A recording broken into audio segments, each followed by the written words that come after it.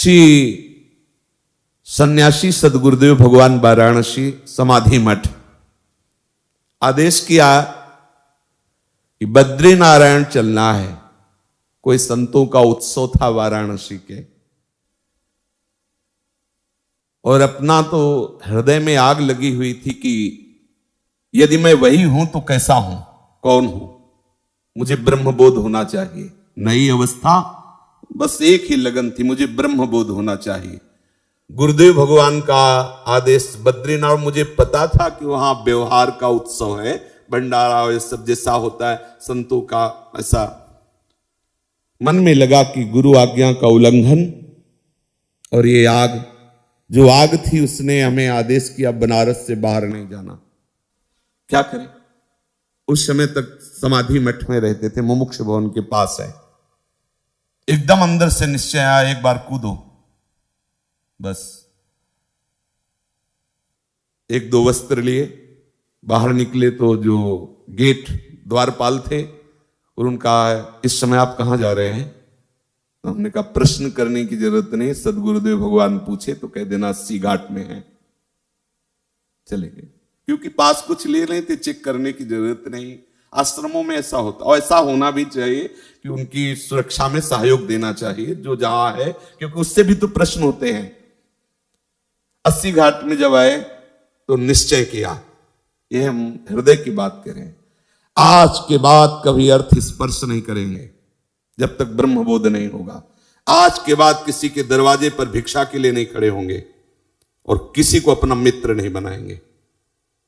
वाराणसी के घाटों में रहने का निश्चय, आकाश वृत्ति से जो मिल जाएगा हमारे पास आ जाएगा, हमारे विश्वास पूर्वक, ऐसा नहीं कि दान पुण्य जैसा तो हम उसे पालेंगे, ऐसा भावना करके।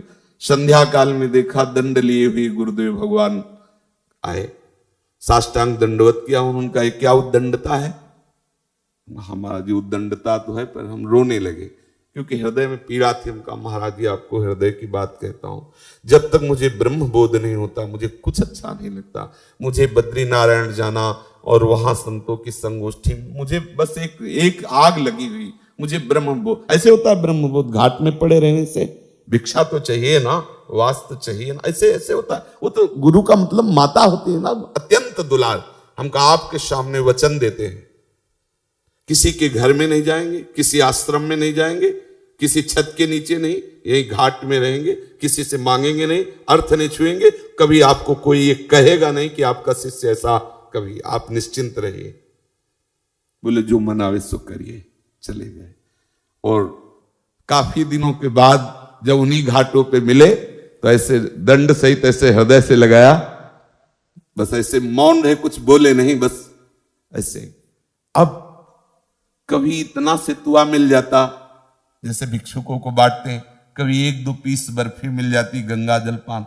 कई कई दिन, अन्नपूर्णा का धाम है, पर कई कई दिन ये सब्जी रोटी दाल ये जो अपने भरपेट पाते नहीं मिला।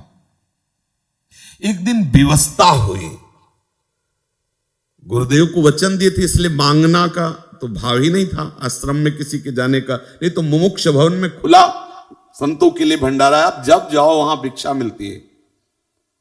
लेकिन वो जो आग थी ब्रह्मबोध प्राप्त करने की, उसने ये सब कर दिया। दरवाजे पे जाके बैठ गए, मांगना नहीं है लेकिन बैठ गए। अब वहां से जो गृहस्थी के मुखिया थे वो निकले, कैसे बाबा बैठे हो? ऐसे ही बैठ गए। भोजन पाओगे? उनका जैसी प्रभु की इच्छा, महादेव की जैसी इच्छा, बैठो। 2 घंटे तक नहीं आए, 2 घंटे बाद आए। अच्छा, भोजन के लिए हमने नहीं कहा था, उन्होंने ही कहा, पर गए इसी इरादे से थे अंदर से कि कुछ तो